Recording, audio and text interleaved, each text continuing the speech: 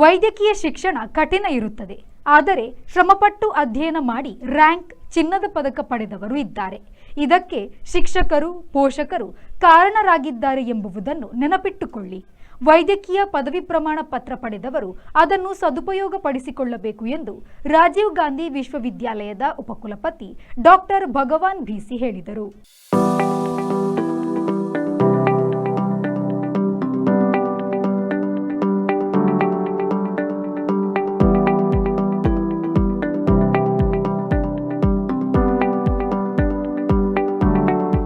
ಅವರು Kanachur institute of medical science ಕಾಲೇಜಿನ MBBS ಹಾಗೂ ಸ್ನಾತಕೋತ್ತರ ವಿದ್ಯಾರ್ಥಿಗಳ ಪದವಿ ಪ್ರದಾನ ಸಮಾರಂಭವನ್ನು ಉದ್ಘಾಟಿಸಿ ಮಾತನಾಡಿದರು. ಇಂದು ವೈದ್ಯಕೀಯ ಪದವಿ ಪಡೆದವರು ವೈದ್ಯಕೀಯ ಸೇವೆ ಮರೆಯಬಾರದು. ವೈದ್ಯಕೀಯ ಜ್ಞಾನ ಮತ್ತು ಕ್ಲಿನಿಕಲ್ ಕೌಶಲ್ಯಗಳು, ತುರ್ತು ಪ್ರಕರಣವನ್ನು ಸ್ಥಿರಗೊಳಿಸುವುದು, ಶಸ್ತ್ರಚಿಕಿತ್ಸೆಗೆ ಸಹಾಯ ಮಾಡುವುದು ಇವು ವೈದ್ಯಕೀಯ ಸೇವೆಗೆ ಸಿಗುವ ಕೆಲವು ಅಂಶಗಳಾಗಿವೆ. ಇವುಗಳನ್ನು ಎದುರಿಸುವ ಶಕ್ತಿ ಇರಬೇಕು. ಸೇವೆಯಲ್ಲಿ ಎಂದಿಗೂ ಧೃತಿಗೆಡಬಾರದು ಎಂದರು. Research center where we are coming up with incubation center and then research, more emphasis will be given to cancer research and other genetic disorders. We are coming up with the facilities.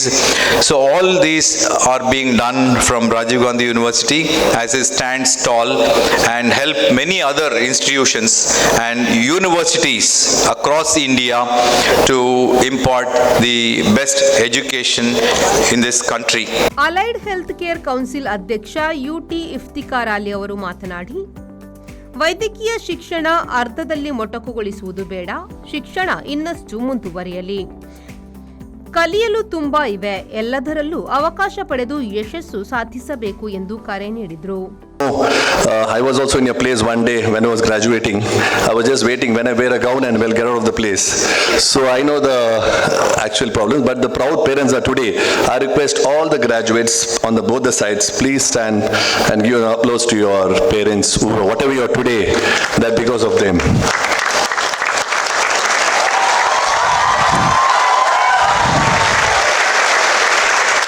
Thank you. Please sit down. Then I have 2-3 memories to share today. Last time when I was a guest, I could see Madhura Bhatt as a topper of the UG in the entire state. Vice Chancellor sir, in the entire state first rank was for Kanachur, a girl from called Madhura Bhatt. And this time I can see today Chetan as a PG, first batch to come out in orthopedic. And these are 10 years on row for Kanachur Medical College. And I'm very sure Bhagwan sir won't give NOC for Kanachur University from Rajiv Gandhi. At least they need another 10 years in Rajiv Gandhi University. Kanachur medical college chairman Haji Kanachur Monu ಅವರು ಕಾರ್ಯಕ್ರಮದ ಅಧ್ಯಕ್ಷತೆ ವಹಿಸಿ ಮಾತನಾಡಿ, ಈ ಸಮಾರಂಭವು ಅತ್ಯಂತ ಗೌರವ ತಂದಿದೆ. ಈ ಬಾರಿ ನಮಗೆ ಗೋಲ್ಡ್ ಮೆಡಲ್ ಕೂಡ ಸಿಕ್ಕಿದೆ. 5 ವರ್ಷಗಳ ಕಾಲ ವಿದ್ಯಾರ್ಥಿಗಳನ್ನು ಭದ್ರತೆಯಿಂದ ಕಳಿಸಿ ಪೋಷಕರಿಗೆ ಒದಗಿಸುತ್ತೇವೆ ಎಂದು ಭರವಸೆ ನೀಡಿದ್ದೆ. ಅದನ್ನು ಈಡೇರಿಸಿದ್ದೇನೆ. ತೇರ್ಗಡೆಯಾಗಿ ಹೋಗುವವರು ತಾಯ್ನಾಡನ್ನು ಎಂದಿಗೂ ಮರೆಯಬಾರದು. ಎಲ್ಲಿಗೆ ಹೋದರೂ ನಾವು ಭಾರತೀಯ ವೈದ್ಯರು ಎಂಬುದನ್ನು ನೆನಪಿನಲ್ಲಿಟ್ಟುಕೊಳ್ಳಿ ಎಂದು ಕಿವಿಮಾತು ಹೇಳಿದರು. ಕಳೆದ 2ನೇ ವರ್ಷದಲ್ಲಿ ಈ ರಾಜ್ಯದ ಬೊಟ್ಟು ಮೆಡಿಕಲ್ ಕಾಲೇಜಿನ ಪೈಕಿ ನಮ್ಮ ಸಂಸ್ಥೆ ಮುಂಚೂಣಿಯಲ್ಲಿ ಬಂದಿತ್ತು. ತದನಂತರ ಹೋದ ವರ್ಷ ಹಾಗೆ ಸಾಮಾನ್ಯವಾಗಿ ನಮ್ಮ ರಿಸಲ್ಟನ್ನು ಕಂಡಿದೆ. ಈ ವರ್ಷ ಫಿಸಿಯೋಥೆರಪಿ ಮತ್ತು ಇತರ ರ್ಯಾಂಕ್ಗಳಲ್ಲದೆ ಗೋಲ್ಡ್ ಮೆಡಲ್ ಕೂಡ ತಗೊಂಡು ಸಂಸ್ಥೆಗೆ ಗೌರವ ತಂದಂಥ 2 ವಿದ್ಯಾರ್ಥಿಗಳಿಗೆ ನಾನು ಅಭಿನಂದನೆಯನ್ನು ಸಲ್ಲಿಸಲಿಸ್ತೇನೆ. Doctor B R Chetan Bengaluru, doctor Aima Faiza Fatima ಉತ್ತಮ ಅಂಕ ಗಳಿಸಿ ಚಿನ್ನದ ಪದಕವನ್ನು ಪಡೆದರು.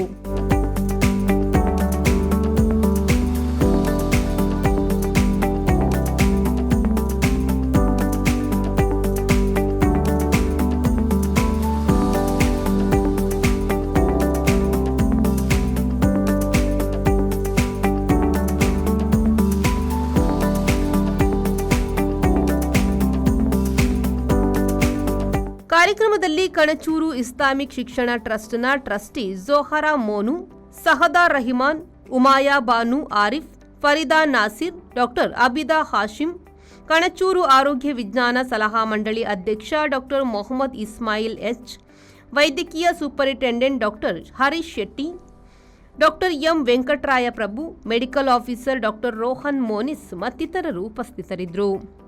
ನಿರ್ದೇಶಕ ಅಬ್ದುಲ್ ರಹಿಮಾನ್ ಸ್ವಾಗತಿಸಿ ಪ್ರಾಸ್ತಾವಿಕವಾಗಿ ಮಾತನಾಡಿದರು. ಡೀನ್ ಡಾಕ್ಟರ್ ಶಹನವಾಜ್ ಮಣಿಪಾಡಿ ವಂದಿಸಿದರು. ವಿದ್ಯಾಧರ್ ಶೆಟ್ಟಿ, ವಿ4 ನ್ಯೂಸ್, ದೇರಳಕಟ್ಟೆ.